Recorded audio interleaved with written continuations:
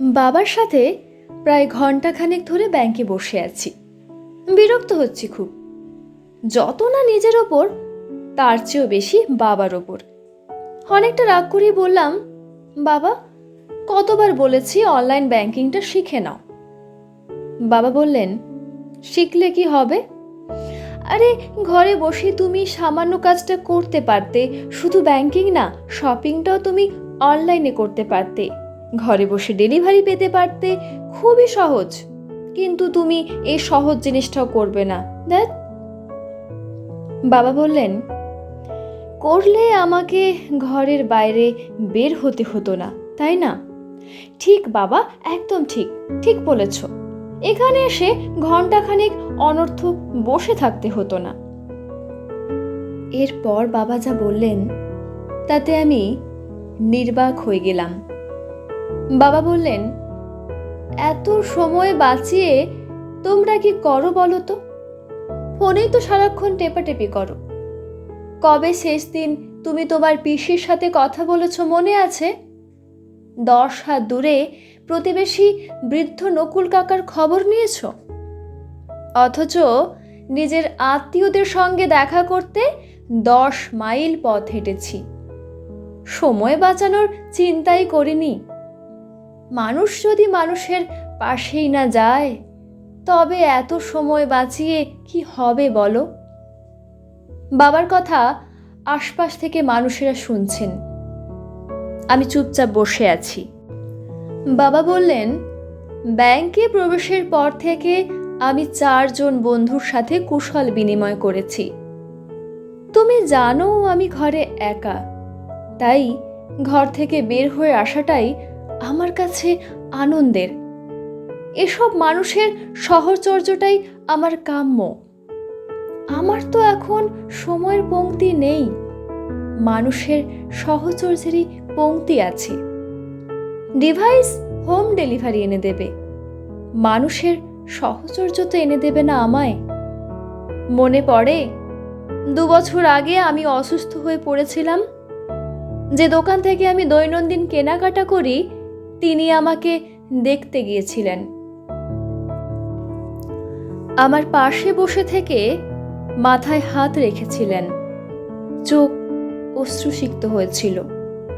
তোমার ওই মোবাইল বড়জোর একটা যান্ত্রিক ইমেল পাঠাবে, কিন্তু আমার পাশে বসে থেকে চোখের জল তো মুছে দেবে না। চোখের জল মুছে দেবার মতো কোনো ডিভাইস কি তৈরি হয়েছে বলো তো? সকালে হাঁটতে গিয়ে তোমার মা পড়ে গিয়েছিলেন, কে তাকে ঘরে পৌঁছে দিয়েছিল? অনলাইন মানুষের অ্যাকাউন্ট চেনে, সে তো মানুষ চেনে না। মানুষের ঠিকানা চেনে, রাস্তায় পড়ে থাকা মানুষের ঘর তো চেনে না। এই যে মানুষ আমার পাশে ছিল, তোমার মাকে ঘরে পৌঁছে দিল, কারণ দৈনন্দিন নানা প্রয়োজনে একজন আরেকজনকে চিনেছে। সব কিছু অনলাইন হয়ে গেলে মানুষ হিউম্যান টাচটা কোথায় পাবে বলো তো?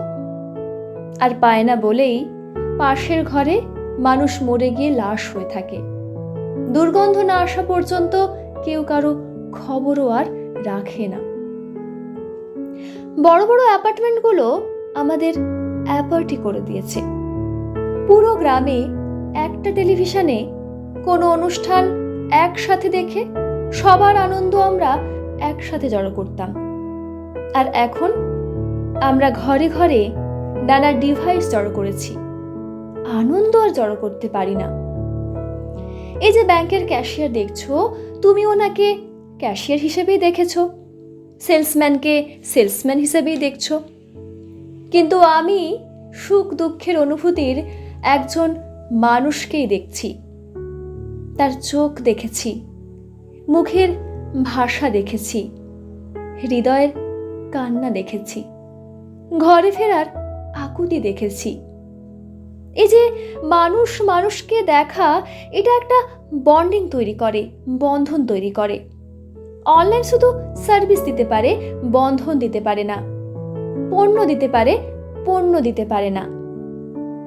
এই যে মানুষের সাথে হাসি মুখে কথা বলা, কুশলাদি জিজ্ঞেস করা, এখানে শুধু পণ্যের সম্পর্ক নয়, পণ্যের সম্পর্ক আছে বাবা। আমি এতটা শুনে বেশ থমকে গেছিলাম। তারপর বললাম, আচ্ছা তাহলে তুমি বলো টেকনোলজি কি খারাপ? হুম, টেকনোলজি খারাপ না, অনেক কিছু সহজ করেছে, নিঃসন্দেহে সত্য সেটা। জুমে লাখে লাখে ছেলেমেয়েরা পড়ছে, শিখছে, এটা তো টেকনোলজিরই উপহার। তবে টেকনোলজির নেশাটা খারাপ। স্ক্রিন অ্যাডিকশন ড্রাগ অ্যাডিকশনের চেয়ে কোনো অংশে কম নয়। দেখতে হবে ডিভাইস যেন আমাদের মানবিক সত্তার মৃত্যু না ঘটায়। আমরা যেন টেকনোলজির দাসে পরিণত না হই। মানুষ ডিভাইস ব্যবহার করবে, মানুষের সাথে সম্পর্ক তৈরি করবে, কিন্তু ভয়ঙ্কর সত্য হলো এখন আমরা মানুষকে ব্যবহার করি আর ডিভাইসের সাথে সম্পর্ক তৈরি করি। মানুষ ঘুম থেকে ওঠে আপন সন্তানের মুখ দেখার আগে স্ক্রিন দেখে। সায়েন্টিফিক রিসার্চ ইনস্টিটিউট এটাকে ভয়ঙ্কর মানসিক অসুখ বলে ঘোষণা করছে।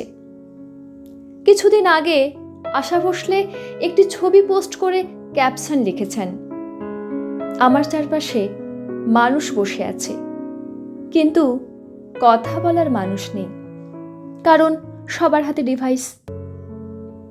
বাবা দীর্ঘশ্বাস ফেলে বললেন, জানি না ভুল বলছি কিনা, তবে আমার মনে হয় তোমরা পণ্যের লোকও যতটা চেনো, স্বজনের চেহারা ততটা চেনো না। তাই যত পারো মানুষের সাথে সম্পর্ক তৈরি করো। Spend time with people, not with device. এমন সময় চটক ভাঙল।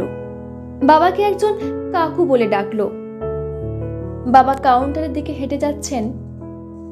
এই প্রথম আমি বুঝতে পারলাম বাবা ক্যাশিয়ারের দিকে যাচ্ছেন না, একজন মানুষের কাছেই যাচ্ছেন। বাবাকে আমি অনলাইন শেখাতে চেয়েছিলাম, বাবা আমাকে লাইফলাইন শিখিয়ে দিয়ে গেলেন।